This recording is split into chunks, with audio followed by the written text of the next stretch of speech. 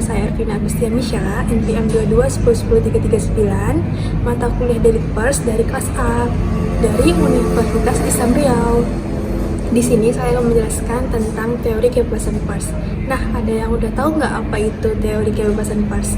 Untuk yang belum tahu, mari kita bahas.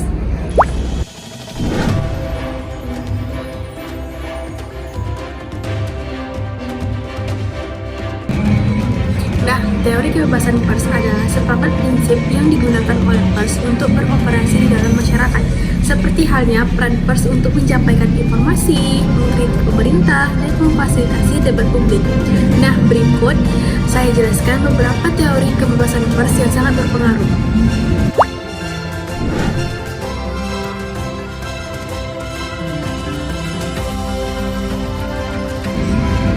Yang pertama, ada teori otoritarian. Di dalam teori ini, pers berada di bawah kendali pemerintah. Media tidak boleh mengkritik dan lebih berfungsi sebagai penyebar kebijakan serta propaganda negara. Model ini biasanya ditemukan pada pemerintahan otoriter seperti negara Rusia di bawah pemerintahan Vladimir Putin, atau pada pemerintah totaliter seperti Nazi Jerman di bawah pemerintahan Adolf Hitler.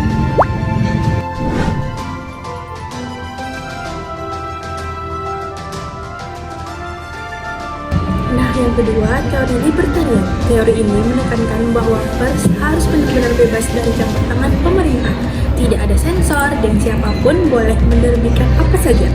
Keyakinannya adalah bahwa melalui pasar bebas ide, kebenaran akan muncul dengan sendirinya. Nah, negara yang menggunakan teori ini adalah Amerika Serikat, di mana Amerika Serikat memiliki batas tertentu yang berarti negara dengan pemerintah minimal yang hanya berfungsi melindungi hak individu, mempromosikan pasar bebas, dan menghindari intervensi asing.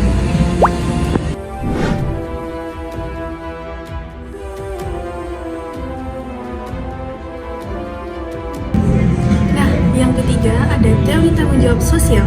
Pers tetap bebas, tetapi kebebasan itu harus diimbangi dengan tanggung jawab untuk menyajikan berita yang akurat, adil, dan seimbang. Media juga harus memberi ruang bagi berbagai pendapat dan mengawasi penyalahgunaan kekuasaan. Teori ini paling banyak dianut negara demokrasi modern. Nah, salah satu contoh negara yang menggunakan teori demokrasi modern adalah negara kita sendiri, yaitu Indonesia, yang dimana Indonesia adalah negara demokrasi terbesar di Asia Tenggara. Pemilihan presiden dilakukan langsung oleh rakyat dan ada banyak partai politik yang ikut berkompetisi secara terbuka.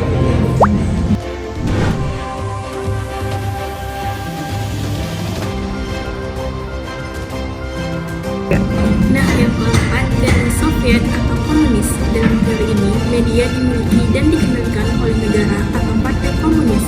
Pers digunakan untuk mendukung kepentingan kelas pekerja dan menyebarkan ideologi komunis.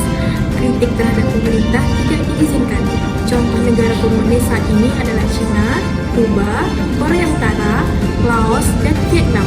Negara-negara ini dipimpin oleh satu kelompok atau partai yang menganut ideologi komunis.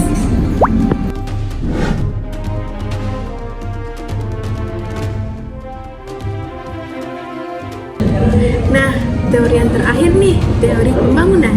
Teori ini berkembang di negara-negara yang sedang membangun.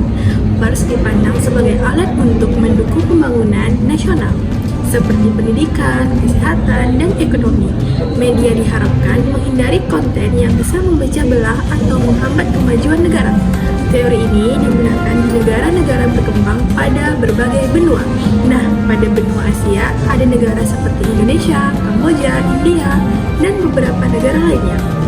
Pada benua Afrika ada negara Ethiopia, Uganda, Kongo, dan beberapa negara lainnya. Dan di Amerika Latin ada negara Brazil, Meksiko, Argentina, dan beberapa negara lainnya.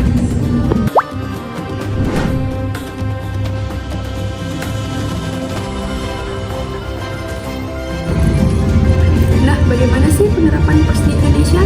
Nah, penerapan pers di Indonesia dijamin pada Undang-Undang Pers Nomor 40 Tahun 1999 dan mengikuti prinsip tanggung jawab sosial, di mana media bebas meliputi tetapi harus akurat, adil, dan berimbang. Dalam praktiknya, pers masih menghadapi tantangan seperti intervensi pemerintah, kekerasan terhadap jurnalis, dan pengaruh pemilik Meski begitu, pers tetap berperan penting dalam mengawasi pemerintah, mengungkap korupsi, dan memberikan informasi bagi masyarakat. Nah, itu tadi beberapa penjelasan tentang teori kebebasan pers. Saya harap bisa teman-teman pahami dan bermanfaat bagi teman-teman. Sebelum saya akhiri, saya mohon maaf apabila ada salah kata dan salah penyampaian. Dan saya ucapkan terima kasih. Wassalamualaikum warahmatullahi wabarakatuh. Bye-bye.